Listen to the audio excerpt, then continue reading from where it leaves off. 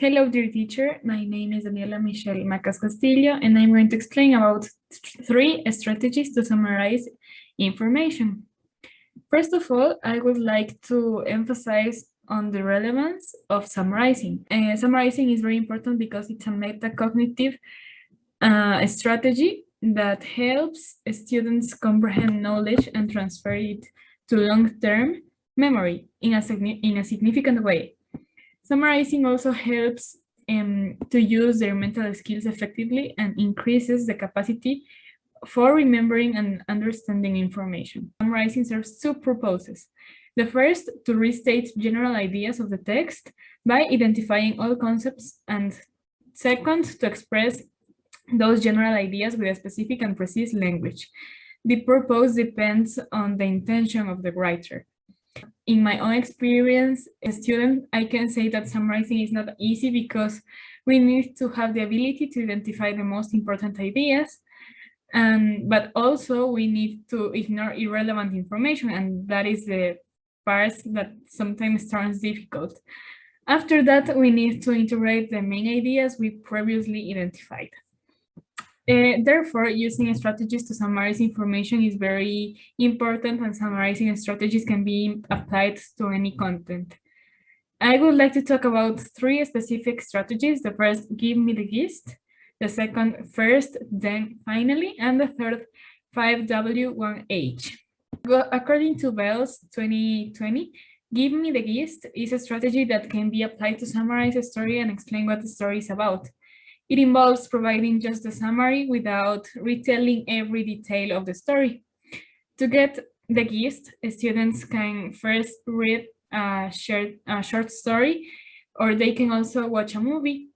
For example, in the case of a movie, the teacher can ask students to watch the movie as good as it gets, and this activity can be carried out at home. Then the teacher can help students decide which are the main elements of the story that is developed in the movie. They can even write some of the main ideas on the board. Finally, they can tell each other the gist of the story when they summarize. A good summary of the movie might include the main characters, the main events, and the outcome of the story. In our example, a story of Melvin, a novelist who is obsessive-compulsive. He meets and falls in love with Carol, who is a single mother and has a son who suffers asthma. Melvin has a neighbor who is an artist and needs Melvin's help in a specific moment. Melvin demonstrates his generosity, helping his neighbor and helping Carol's son. After several complications among Melvin, Carol, and the neighbor, Carol agrees to establish a relation with Melvin. The film ends with Melvin and Carol walking together while he tries to overcome his obsessive-compulsive. Another interesting strategy to consider is first, then, and finally. According to Bell's also 2020, the first, then, finally technique helps students summarize events in chronological order. The three words represent the beginning, the main action, and a conclusion of a story. So first involves what happened first, and you have to include the main character and the main event or action. Then involves what key detail took place during the event or the action. And finally involves what were the results of the events or the actions.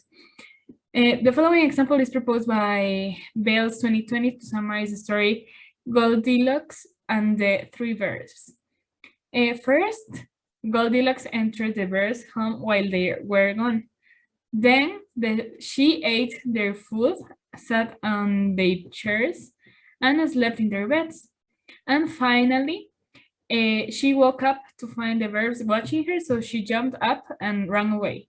The third strategy is 5W1H. This strategy applies 6 questions: who, what, when, where, why, and how. The 6 questions facilitate the students the identification of the main character, the most important details, and the main idea.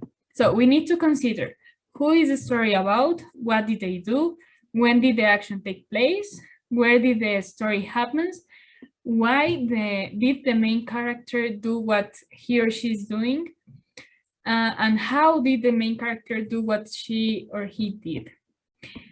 To demonstrate this strategy, Bales 2020 proposes the following example, which refers to the popular fable, The Tortoise and the Hare. So who? The tortoise. What? He raised a quick, boastful hare and won. Why isn't specified in the story, so it's not important in this case. Where? On an old country road. And why? The tortoise was tired of hearing the hare boast about his speed. And how the tortoise kept up his slow but steady pace. Analyzing and using the answers to the previous question, we can summarize this famous fable like this. Tortoise got tired of listening to hare boast about how fast he was, so he challenged hare to a race. Even though he was slower than hare, Tortoise won by keeping up his slow and steady pace when hare stopped to take a nap. So that's all. Here are the references, and thank you.